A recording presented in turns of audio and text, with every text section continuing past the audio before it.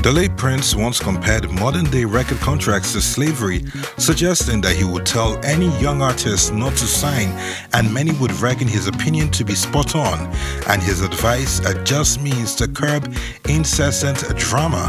But even in this social media age, for an artist to grow from point zero, it does require financial backing. OAP Osi Suave once stated that funds in the region of 20 million naira are required to break a new artist in Nigeria. And so if a young artist doesn't sign, where do the funds come from? It's for this reason that artists continue to rush into signing record deals so that they can put major focus on the products, the music, while the record label manages promotion and other fiscal expenses. I never thought I'm gonna make it on my own. Headquarters, I want his own.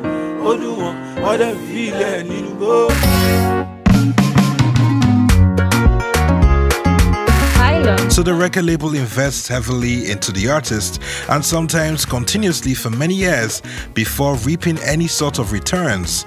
The artist eventually blows and starts earning for the label more than is currently being spent on expenses, does this for a couple of years and then wants to leave.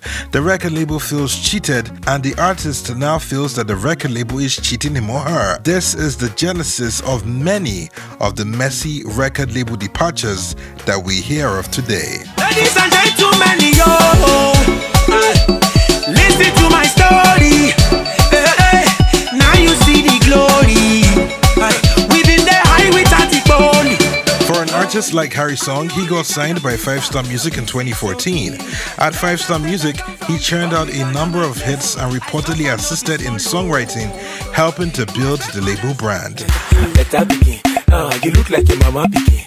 See as your body they talk picking. It be like say you go sabi the thing.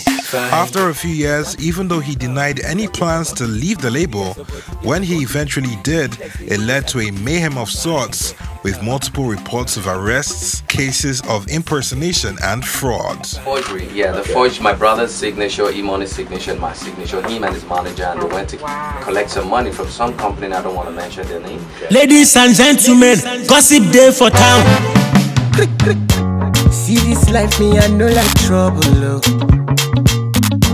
One man thing is another man's struggle, oh. For Kizz Daniel, he had only potential when he got signed by G Worldwide.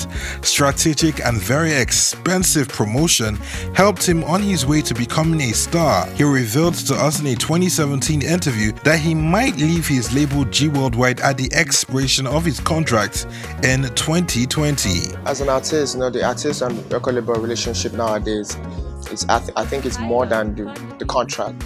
I think it's more like a family, friendship kind of thing nowadays. Now and then, as an artist, once you're done with your contract, you move on to the next level. But if you still, it all depends on the relationship you built with your record label. So G Worldwide is family from now to forever. Like it's family from now to forever. And then even when my contract is done, I might still stick with them. So enough about G Worldwide. As for now, Kizz Daniel still representing G Worldwide. He then surprised us all by announcing in November 2017 that he had set up his own label, Flyboy Inc., and had legally terminated his deal with G Worldwide. That's why the label wasn't having it, and a public ruckus occurred that included lawyers and the public getting fed more information than it needed to know. How much you lose, how much you gain. One I want the international till money. Look into my right, so uche. Don't collabo, we still there. For this collabo, what I like it.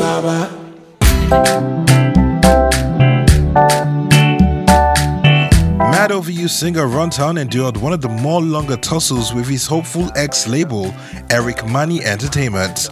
Just a few months after releasing the Davido-featured Galado in January 2014, Runtown signed a multi-million naira contract with Goldmyne Entertainment. He went on to release a number of bangers, most notably is Mad Over You. He dropped his debut album a few days later and he reportedly earned 35 million naira on a streaming platform. In May 2016, Runtown tried to terminate his deal with the label, claiming threats to life, extortion, and failure by label to pay performance and streaming royalties. The label responded by getting a court injunction stopping the artist from performing at events and recording music on allegations that he signs up, concludes, and attends musical shows without the knowledge of the label, allegations that Runtown denied. In 2018, Goldmyne issued another injunction claiming that Runtown had faulted the terms of his agreement and had been operating as an artist without the label's consent. The label also claimed that Runtown was owing the company hundreds of millions of naira. In mid-July 2018, however, Runtown's publicity team revealed that the artist is no longer affiliated with Goldmyne. Great news for neutrals and Runtown fans. I remember say it wasn't easy. Right now everything is amazing. Steady dropping them logo. Them are taking my photo. I remember that they telling me no. These examples show how dreadful a recording contract gone sour can taste.